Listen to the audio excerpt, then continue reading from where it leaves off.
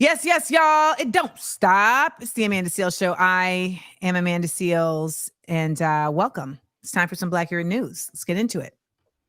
All my TikTokers, the House has voted to ban TikTok in the United States. We know that. The government says it's because of China's threat to our national security. Most of us are like, get the heck out of here. We know that's not true. Many people on TikTok are pointing out that Zionist organizations like AIPAC and the American Defamation League have a huge interest in TikTok's downfall. How do we know this? Because they've said it. They said that they feel deeply disturbed by the overwhelming support for Palestine on TikTok. Oh. So they have vested interest in seeing TikTok fall. But guess what? Now Canada and the UK and the European Union are starting to follow America's lead. Wow. Content creator Tito Senpai broke it down like this. I called it after the US started to take steps to ban TikTok, and so did Canada. I said that the UK and the EU were sure to follow afterwards. And that's because the Canada, the UK, and EU are all vassal states of the United States Empire. And now the UK is beginning to take steps as well. All these countries, they don't have sovereignty over their own foreign policy. That's what happens when you're a quote-unquote ally of the US empire, aka just a lapdog of the US. Putting it together.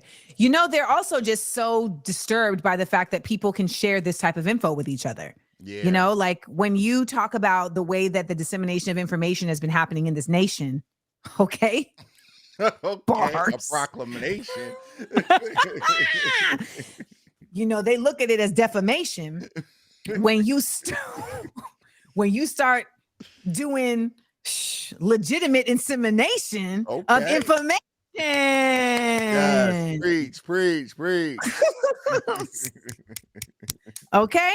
And that's really what's going on. So many folks are able to get information that is happening outside of the mainstream media, and mainstream media gets all of their talking points from authoritarian offices. So they get their talking points from the police, from, you know, the government. Yes. You know, they're not getting it from like journalists. Yeah.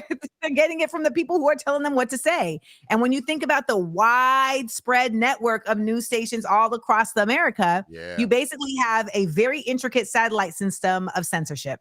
Yeah.